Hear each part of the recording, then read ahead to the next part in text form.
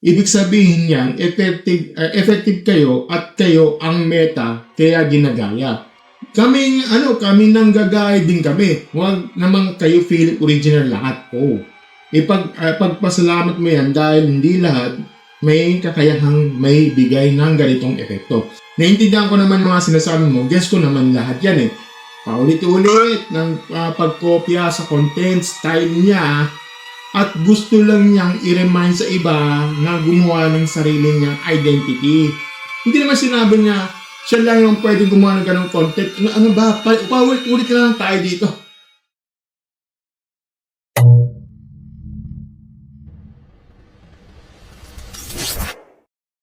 Hello mga stories, welcome back sa another issue, another si Stefano issue, at saka yung batang creator issue, of this day, itong content natin sa ating channel mga stories, Mga stories, ito na naman tayo sa isang issue na imbes na luminaw, mas lalong ginulo ng mga taong sumausaw, okay? Si Stefano, simple lang sinabi niya ng mga creators na paulit-ulit na kumukopya ng content niya. At gusto lang niya na gumawa ng ito ng sarili niyang unique na style, Walang pinangalanan, walang minura, walang direktang inatake dito. So, pero ano nangyari? Ano nangyari kasi dito? Biglang sunod-sunod na pag-alma ng mga kung sino-sino, may nagsasabing dapat matuwa siya. May nagsasabing normal lang kumopya. May nagsasabi na ayaw niyang gayahin. Wag na lang siyang mag-upload. Parang ganun. Mga stories, dito sa video na to, sa aking channel. Hindi tayo iikot sa ingay. Okay? Hindi tayo iikot sa ingay. Diretso tayo si Logic. Okay? Kasi, sa totoo lang, maraming maingay na issue na ito. Pero hindi lahat may punto. Diba?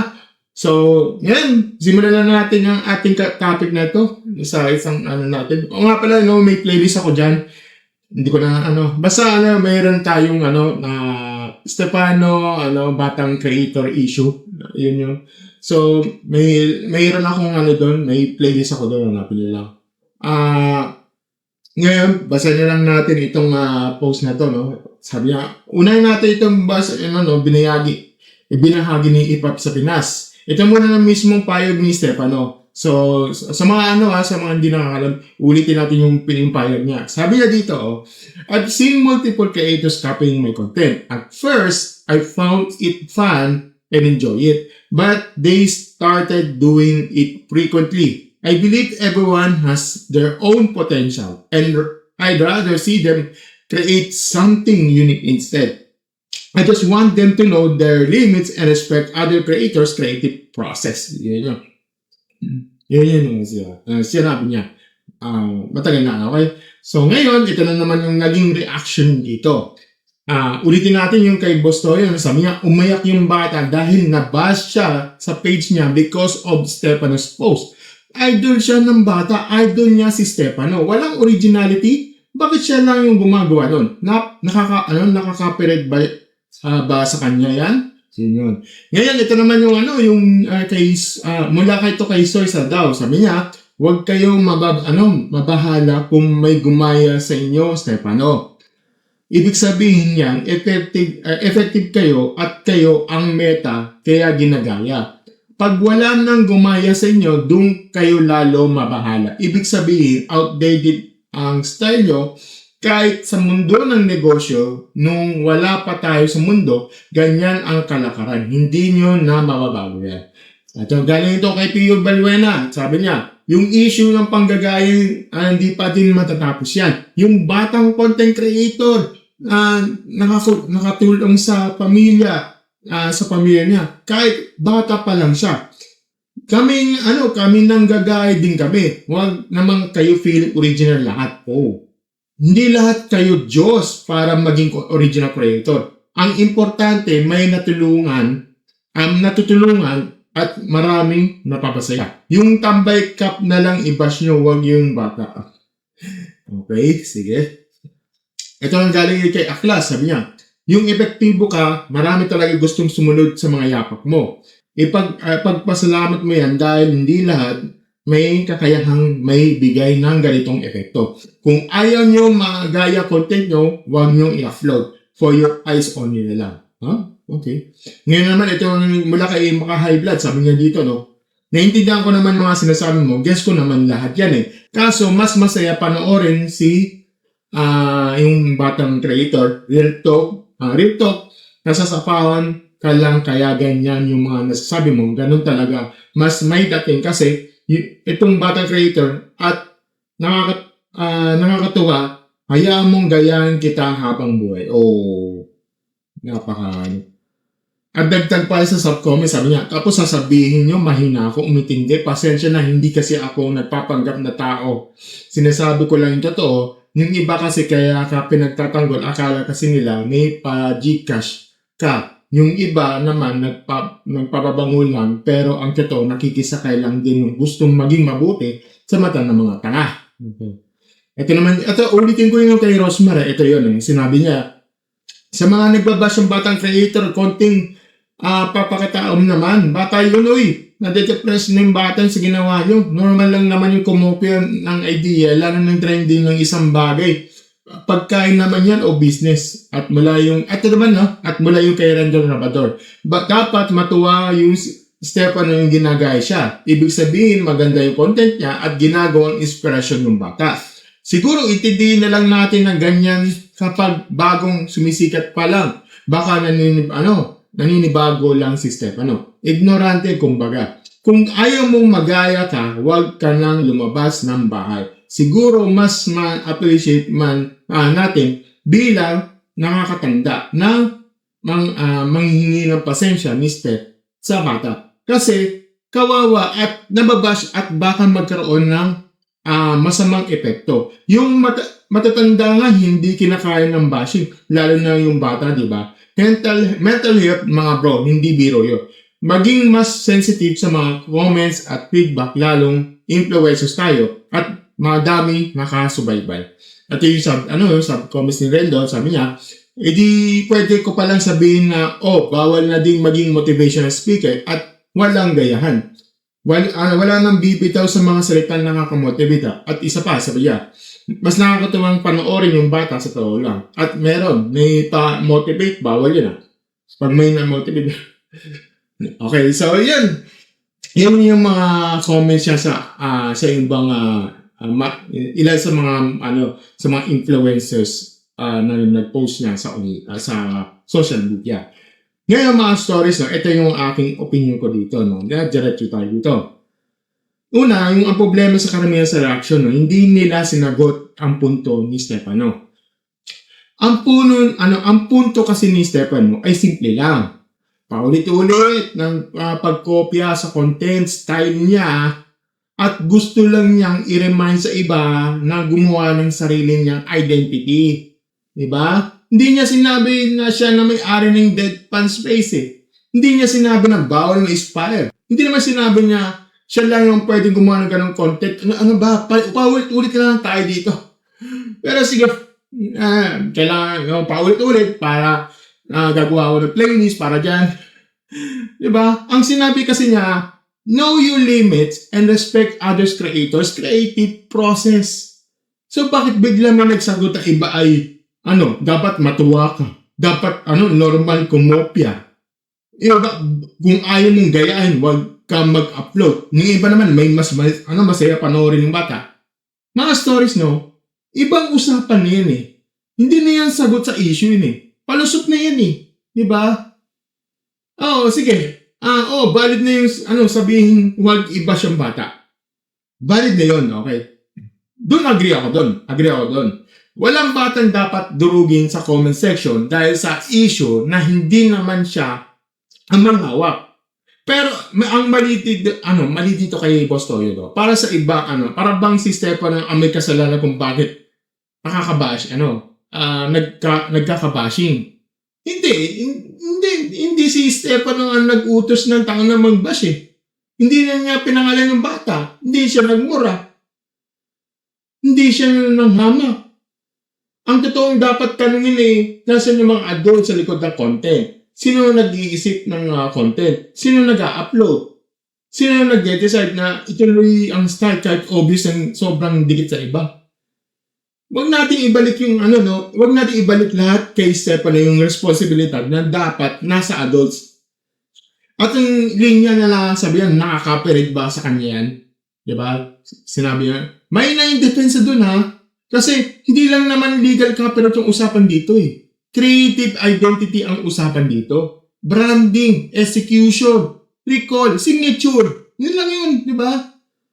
Tsaka hindi lahat ng mali, kailangan court case muna bago may masabing mali. Ay no. Tsaka ito tama si may agree ako tama si sinabi ng isang body dito na sinabi, kapag marami ang gumaya sa'yo, ibig sabihin, effective ka. Tama ka doon. Ibig sabihin, relevant ka, ibig sabihin, may impact ka. Tama ka doon. Pero hindi ibig sabihin nun, wala ka ng karapatan magtakda ng boundary. Okay?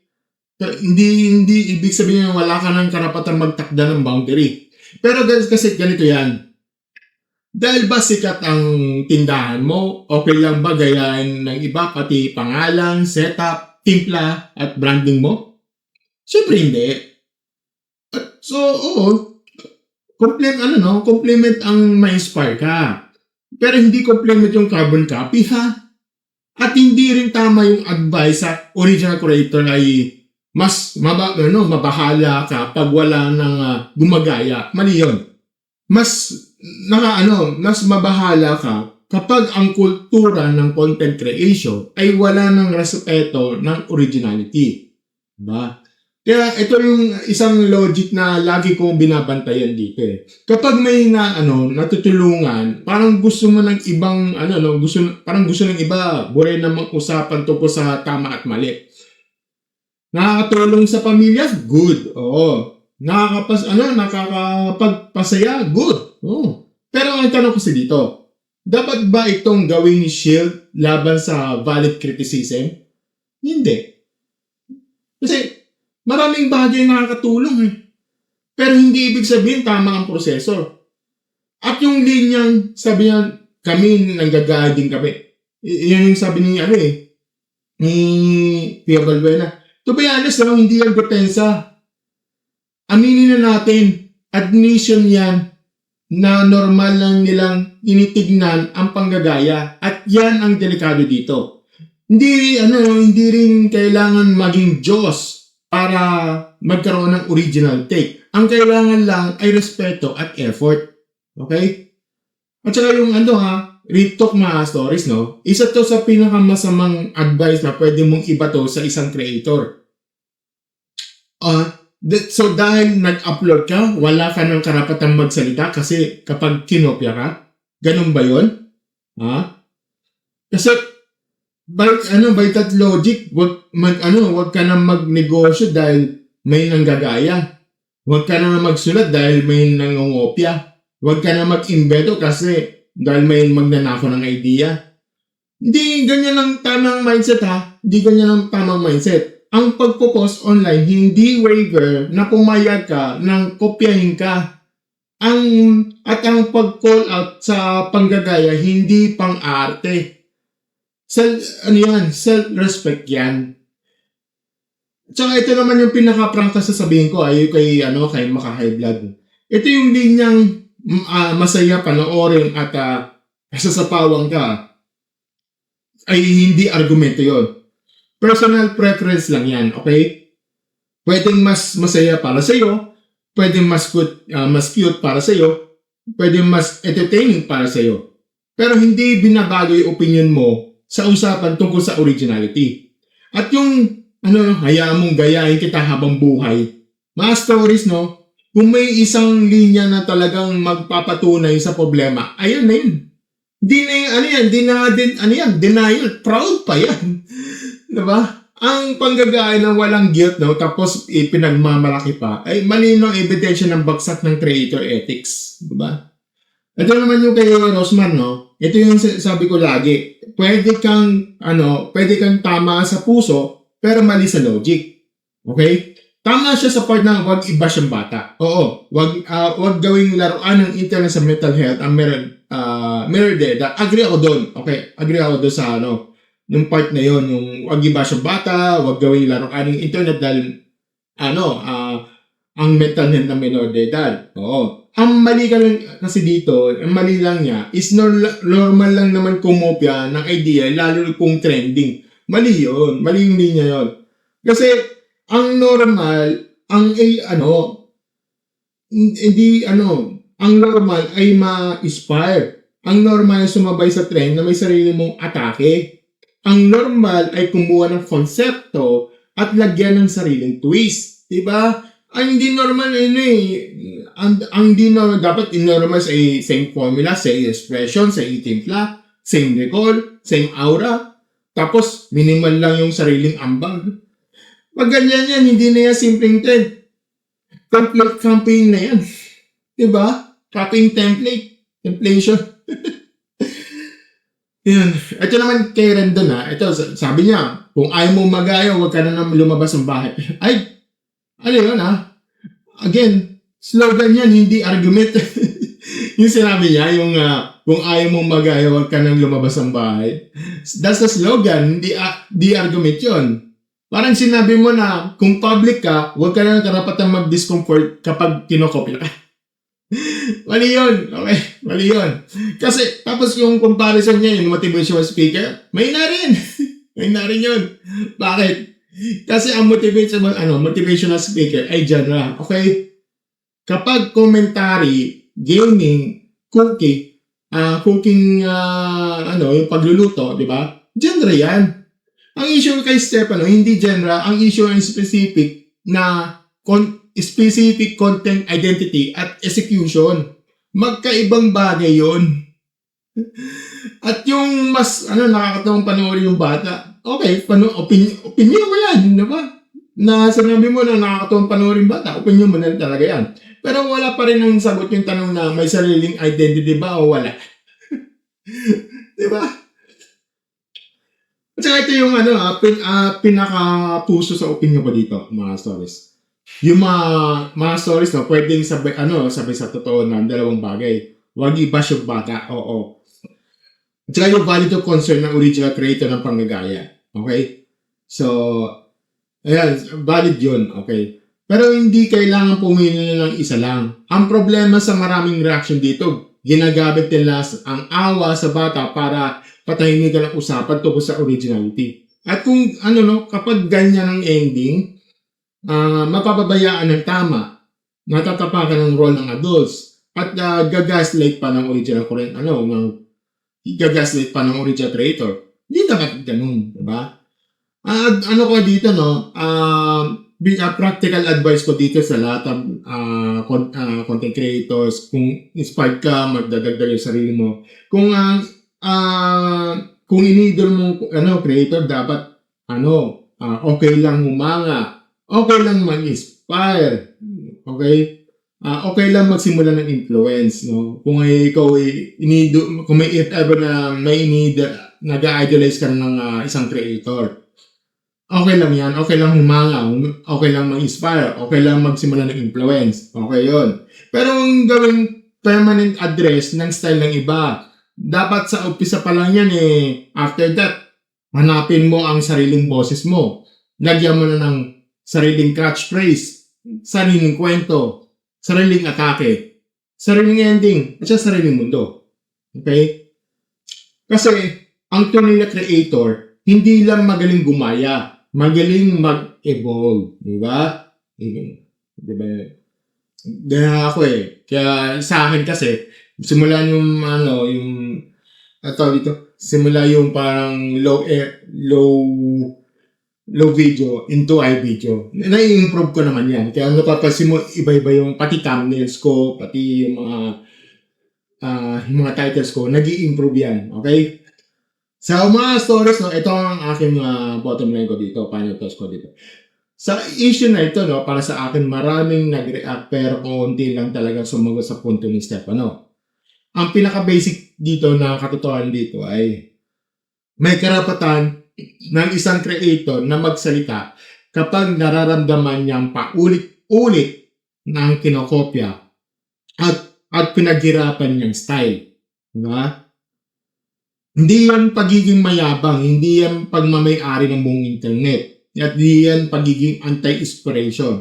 Ang tawag dyan ay pagprotekta ng sariling creative process. At para sa mga dependents na paulit-ulit na lang linya na huwag man lang dapat matuwa, huwag ka na mag-upload, masayang panoorin yung kokopya. Stories no? Sorry hindi yan matibay na argumento. Palusot lang yan para i-lower standard ng creativity. Okay. At kapag ganyan ang standard yan, wag na tayo magtaka kung bakit maraming content na mabilis sumikat, pero mabilis ding malimutan. Kasi wala naman tunay na identity. Diba? Kaya mga stories, no, kaya na magsabi. Sa tingin nyo, sa tingin nyo ba may pinakamahinang logic sa issue na to? At agree pa kayo sa pwedeng pagsabihin ng wag iba siyang bata at panagutin ng adults sa likod ng content? Comment daw below sa yung mga opinion dito. Pero gaya ko lagi ko paalala, wag murahin, wag personalan, at wag magbabaya sa minor de edad. Ganun lang yun. Kung gusto nyo mga ganitong direct analysis na may logic at may paninindigan, don't forget to like, share, subscribe sa ating channel, and click the notification button sa baba. As always, mga stories, thank you, and have a good stories. Bye!